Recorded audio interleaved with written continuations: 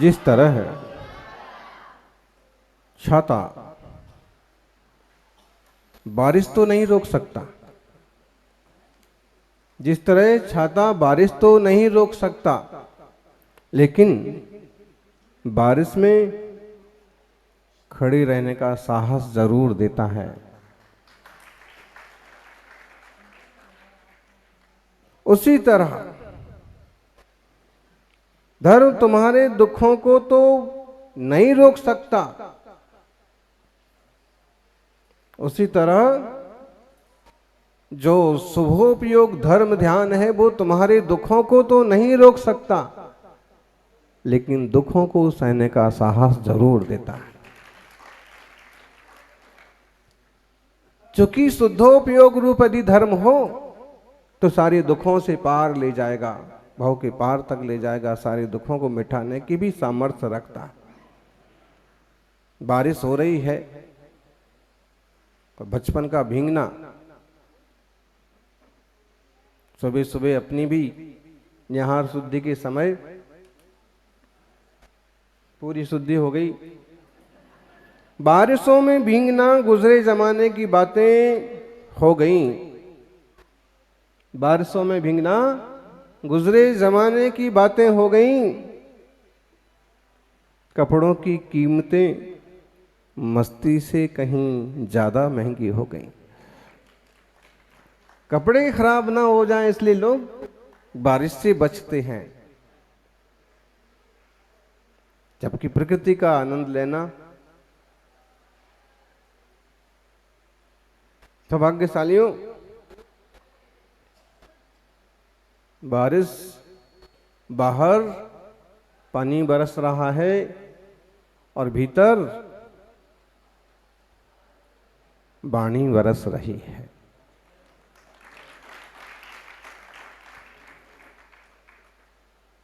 धर्म रक्षा करता है, धर्म कल्याण का मार्ग प्रशस्त करता है।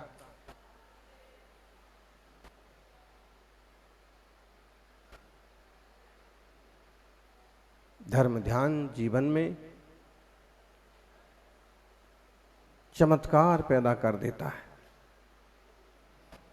आचार्य श्री शुभचंद्र स्वामी ने ज्ञानार्णव में लिखा, धर्मो गुरुश्च मित्रं च धर्म स्वामी च बांधवः अनाथ वत्सला सोयम संत्राता कारणम बिना।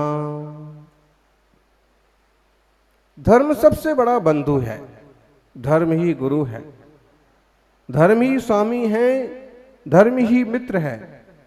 अनाथ जीवों के लिए वात्सल्य पूर्वक रक्षा करने वाला ये धर्म ही है, और धर्म की आराधना करने से यह जीव भव के पार चला जाता है। धर्म संसार के सुख भी देता है और मोक्ष सुख भी उपलब्ध कराता है। धर्म धर्म सब कोई कहे, धर्म न जाने कोई, धर्म मार्ग जाने बिना, तत्व ज्ञान जाने बिना धर्म कहां से होए। आचार्य शुभचंद्र ने ज्ञानार्णव में इसको ऐसे लिखा, धर्म धर्मेति जल्पन्ति तत्व शून्या कुदृष्टयः। धर्म धर्म सब कोई कहे, जो तत्व दृष्टि नहीं है, कुदृष्टि है, वे लोग भी धर्म धर्म कहते हैं। वस्तु तत्वम न बुध्यन्ते तत्परीक्षा क्षमा यतः। जब तक वो वस्तु तत्व को नहीं जानते हैं तब तक उनका धर्म धर्म कहना बेकार है। यानी धर्म करत संसार सुख, धर्म करत निर्वाण, धर्म पंथ साधे बिना, भेद ज्ञान साधे बिना। भेद ज्ञान, भेद विज्ञान, भेद भाव नहीं करना है, भेद विज्ञान करना। भेदभाव तो बहुत आसानी से कर लेते हैं लोग,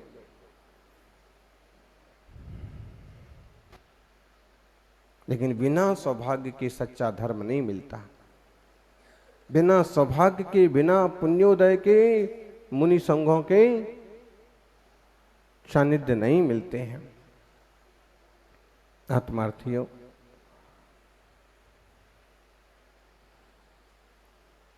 बहुत फेमस कहानी है।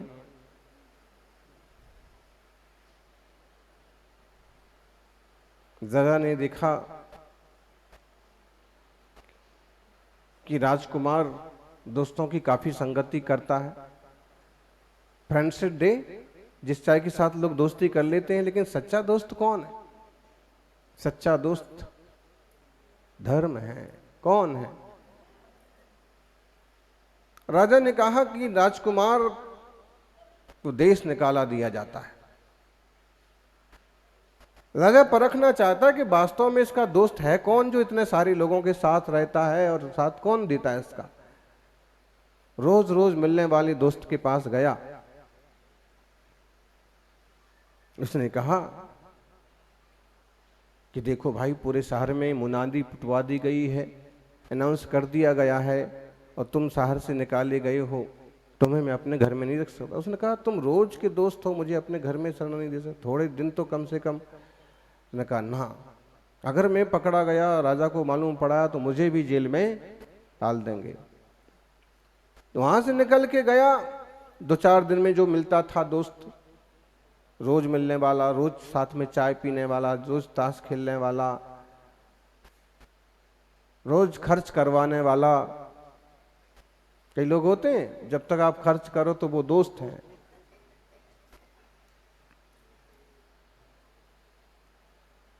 ने हाथ खड़े कर दिए, दूसरे के पास गया। दूसरे ने कहा कि देखो भाई, सबको पता है, और मैं एक मध्यम दर्जे का आदमी हूं, मेरे पास इतना कुछ है भी नहीं, लेकिन फिर भी अगर तुम यहां हो तो मुझे दंड होगा, मुश्किल हो जाएगी परिवार की। ऐसा करो, मैं तुम्हारे खाने पीने का प्रबंध कर देता हूं, कुछ कपड़े, कुछ रुपए, कुछ व्यवस्था कर देता हूं, वो लेकर के तुम यहां से चले जाओ, रास्ते में तुम्हारे काम आएगा। वहां से निराश होके गया। अब सोच रहा था अब तो कोई है ही नहीं, लेकिन फिर विचार आया कि साल 6 महीने में जो मिल जाता है, उस दोस्त के पास चलते हैं। अब उससे तो क्या आशा की जाए, रोज वाले काम नहीं आए तो। लेकिन जब उसके पास गया तो उसने कहा कि फिक्र मत करो, तुम मेरे दोस्त हो, रोज नहीं मिलते तो क्या हुआ, मैं तुम्हारा साथ दूंगा, तुम मेरे पास रहो, देखते हैं तुम्हें पकड़ने कौन आता है, तुम्हें मारने कौन आता है, और अगर मार पड़ेगी तो पहले मेरे पर पड़ेगी, फिर तुम। उसने कहा कि राजा से पंगा लेना। उसने कहा जो भी है, लेकिन इस हाल में दोस्त को कैसे देश के बाहर जाना था। और उसने रोक लिया। जैसे गुप्तचर लगे ही थे, राजा को मालूम पड़ा, राजा ने तुरंत दोनों को पकड़वा के बुलवाया, थोड़ी धौंस दिखाई, और अंत में कहा कि नहीं, तुम लोगों की दोस्ती तो तुम दोनों की सच्ची है, कि जो मौत सामने खड़ी हो फिर भी एक दूसरे को निभाने को तैयार है। श्रावकों का जीवन भी ऐसे होना चाहिए, गृहस्थों का जीवन भी ऐसे। 3 तरह के दोस्त, ये असली दोस्त है जो 6 महीने, साल, 2 साल में एक बार मिलता है। ऐसे ही संसारी जीवों के लिए देखें तो रोज रोज मिलने वाले लोग, रोज रोज मिलने वाले इंद्रिय विषय, रोज रोज मिलने वाली भौतिक चीजें, ये उनके सच्चे मित्र नहीं हैं। जिस दिन यमराज का निष्कासन संदेश आ जाएगा, देह से निकाले जाते हो, इस देह रूपी देश से तुम्हें बाहर जाना होगा, उस दिन ये सारी चीजें तुम्हारा साथ, कोई साथ नहीं निभाएगा। यहां तक कि पत्नी भी कह देगी कि मरते हुए के साथ थोड़ी मरा जाता है।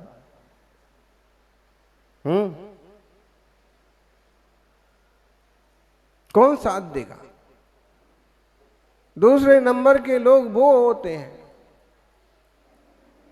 ये तो सब संसार की चीजें ऐसे ही रखी जाए। लेकिन दूसरा होता है शुभोपयोग रूपी मित्र।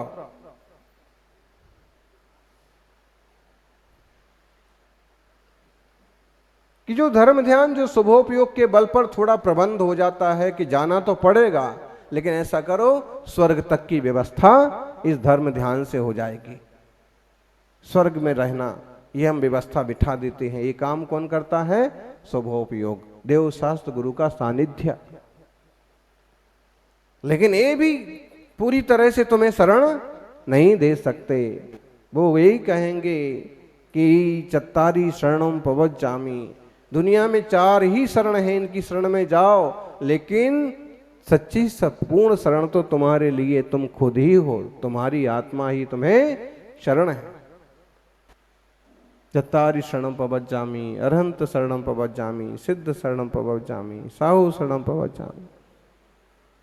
केवली पंडित तो ये शरण है, ये तुम्हें व्यवस्था बिठा देंगे, लेकिन तीसरी बात अंततः है कि शुद्धोपयोग को प्राप्त करो, खुद स्वरूप को जानो, खुद चैतन्यमय ज्ञान घन आत्मा जिसे आपने भुला दिया है, इस अपने आत्मा रूपी मित्र की शरण में जाओगे तो वो तुम्हें छोड़ने वाला नहीं है। वीतराग धर्म ही शरण है। सच्चा मित्र कौन है? धर्म ही सच्चा मित्र है। इसलिए जीवन को धर्म ध्यान संयुक्त बनाओ। अभी आप सुन रहे थे ए ब्यूटीफुल गार्डन, और फिर ब्यूटीफुल गार्डन के भीतर ब्यूटीफुल फ्लावर्स, ब्यूटीफुल फ्लावर्स के भी फिर प्लांट्स, ट्रीज और ढेर सारी फूल पत्तियां, और उसमें रहती कि ब्यूटीफुल वर्ड्स, चिड़िया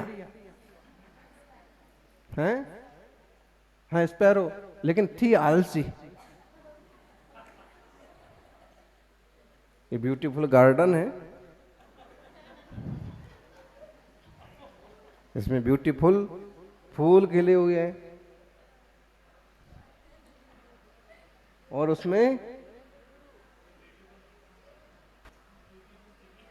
ब्यूटीफुल चिड़िया,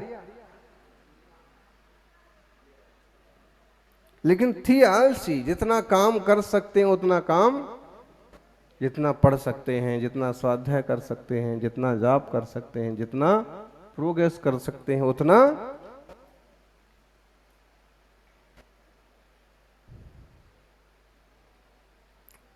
आलसी थी। तो कुछ करने भी नहीं जाती थी, कमाने भी नहीं जाती थी, खाने जाती थी तो एकदम पास की चौकी में चली जाती थी। लेकिन एक बार बहुत बारिश हुई तो उसने कहा कि अब तो बिल्कुल बाहर जाना भी बिल्कुल ठीक नहीं, आलसी थी।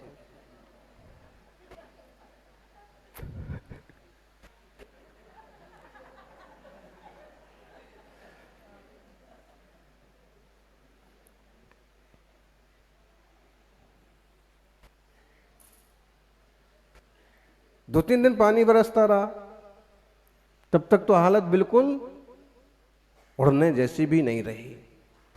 अब क्या करें?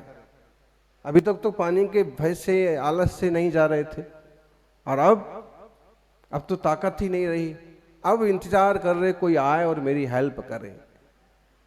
लेकिन ध्यान रखिए, दुनिया में तुमसे बड़ा तुम्हारा सहयोगी और कोई दूसरा नहीं हो सकता।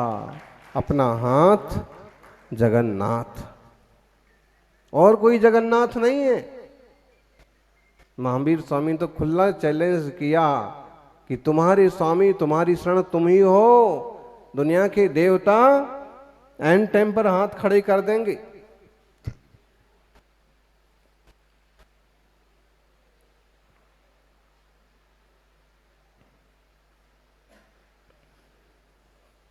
तभी एक आदमी आता है,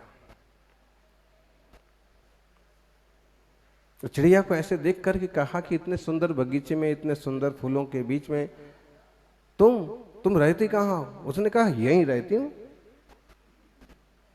लेकिन इतनी कमजोर, इतनी दुखी, इतनी परेशान क्यों दिख रही? तुम्हारे चेहरे की स्माइल गायब क्यों है?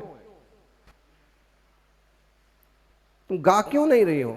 उसने कहा माइक दूसरों ने ले लिया। चिड़िया को गाने के लिए माइक की जरूरत थोड़ी होती है।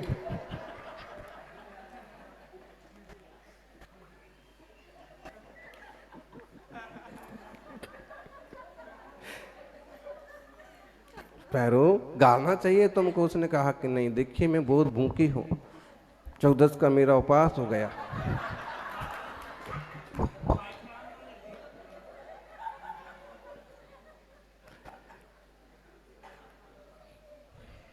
पानी बरस रहा था तो मुझे कुछ खाने को नहीं मिला और मैं गई भी नहीं।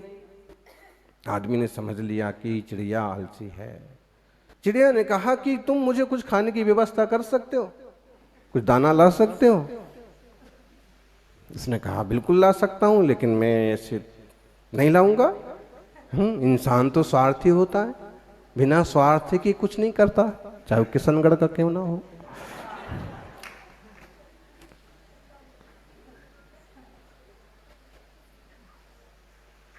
कुछ ना कुछ तो, किसी को धर्म का स्वार्थ होता है, किसी को भक्ति का होता है, तो किसी को वात्सल्य वगैरह का भी हो सकता है।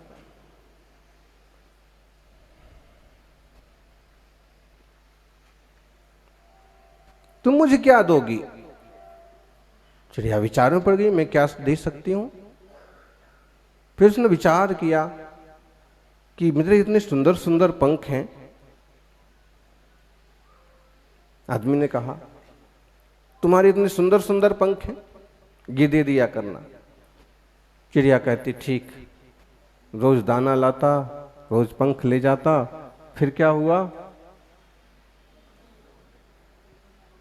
सारे पंख चले गए, अब कुछ करने के लायक नहीं रहे। इसका मतलब है जो रास्ता जितना आसान दिखता है वो रास्ता उतना आसान होता नहीं है। कोई व्यक्ति सोचे कि बिना करे बिना कमाए खाएं,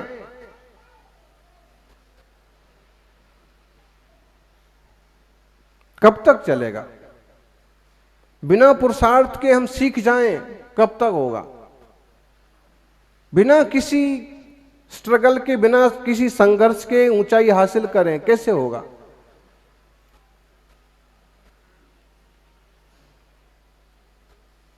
बिना सम्यक पुरुषार्थ के प्रसिद्ध हो जाएं, कैसे होगा? इसका मतलब है कि आलसियों को सिर्फ उतना मिलता है जितना पुरुषार्थ करने वालों के द्वारा छोड़ दिया जाता है। पुरुषार्थ करने वाले पा लेने के बाद जितना छोड़ देते हैं, आलसियों को सिर्फ उतना मिलता है।